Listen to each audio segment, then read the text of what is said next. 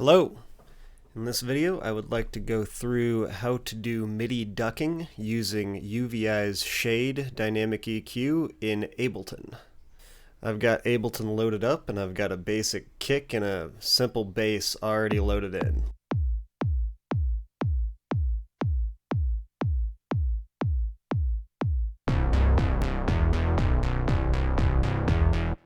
Nothing too exciting, but it'll demonstrate what we're trying to do. First thing we need to do is go over and add a return track. This return track is where we're going to route everything that we want to duck, in this case the bass. Over on the bass channel, we're going to select Audio 2, Sends Only, and then we're going to turn up that Send A, which is our new return track, to maximum so that we're only going to the send. We're then going to add UVI's shade to the return track. We're going to select trigger, and we're going to make sure that's set to MIDI.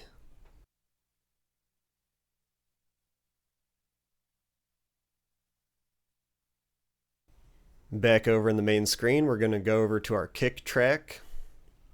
We need to add an external instrument.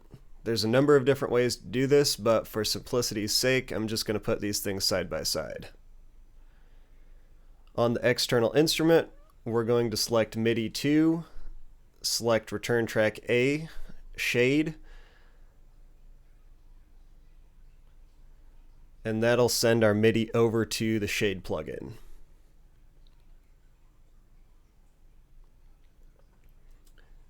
In this case, we want to make sure that we've got our MIDI signals matching our kick signals. We can do this different ways, but again, for simplicity,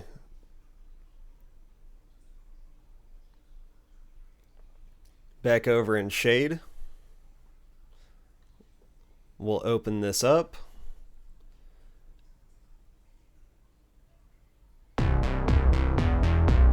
We can see that we've got audio coming in now.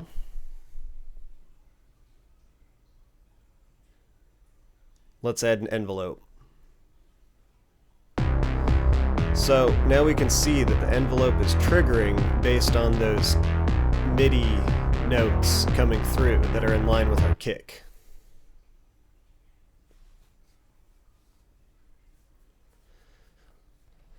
Let's add pitch tracking. This is just another way that we can verify what's going on with the MIDI input signals into Shade.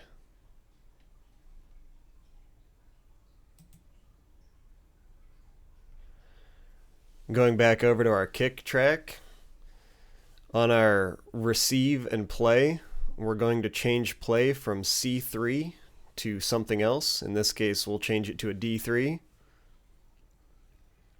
Then going back into Shade, we can check that this is true.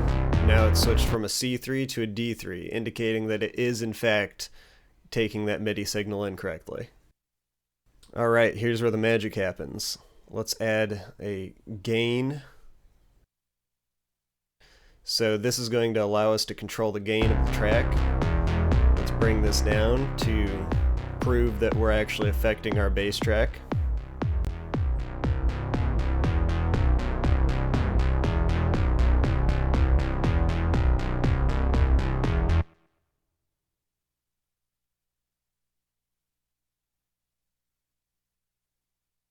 Now we want to use this envelope to automate the gain. So we'll just drag that envelope onto the gain. We'll turn that down, so we're going to do ducking using this method. And then we can use the envelope to control that gain. So you can see automatically we're just following the envelope and it's ducking that gain proportionally to where we've got it set.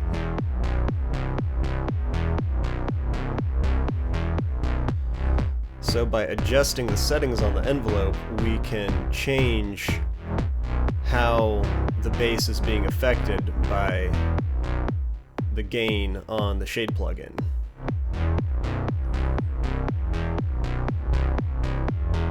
So playing around with the settings here, we can see we can get some different effects, but what we really want to do is just get a basic ducking to move that bass out of the way of the kick.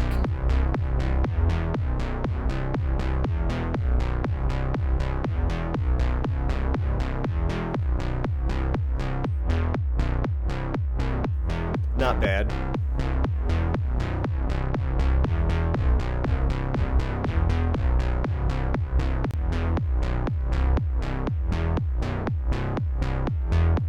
So you can see that it's pretty simple to use the envelope to control this, but there are a couple different ways we can do this in Shade. So let's use the MSEG as well, which is something that will allow us to control this a little bit more directly if we want to.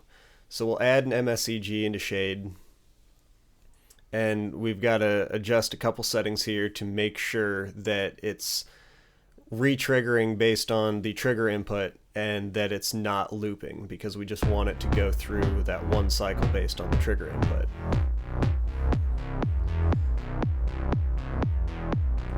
Same thing here, we can adjust this to our liking to get an appropriate ducking effect.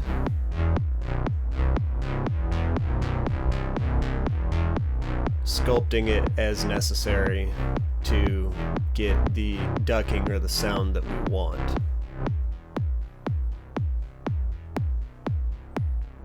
The MSEG really allows you to sculpt the shape a lot more if you want to. It requires a little bit more work than just the simple envelope. We can also use the LFO tool in a similar way. We can either allow the LFO to run, or we can use the trigger to trigger the LFO. We can tie the LFO to the gain. We can change its polarity, in this case from the bipolar back and forth to the unipolar, so it operates in a more similar way to the envelope and the MSEG. Then we can adjust the settings on the LFO. In this case, it's tied to the gain, and that LFO will dictate how much gain the bass has on it. So obviously, using Shade, you could tie this LFO to any number of other filters and effects and really change your sound that way. So instead of using the envelope for simple ducking, where we're lowering the volume of the bass, we can actually use the envelope to raise the volume of the bass from a lower level. It gives us a little bit more control over the envelope, because now we're using the attack, hold, and decay functions instead of really just using the decay function.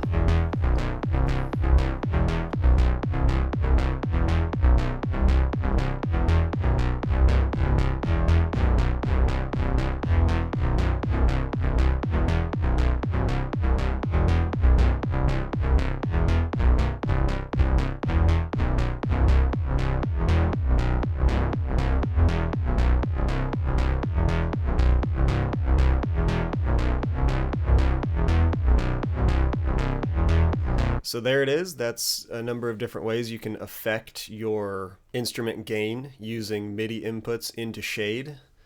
I hope that this clears things up about how to use MIDI ducking using Shade, and generally how to get MIDI inputs into Shade to affect things with them. Thanks for watching.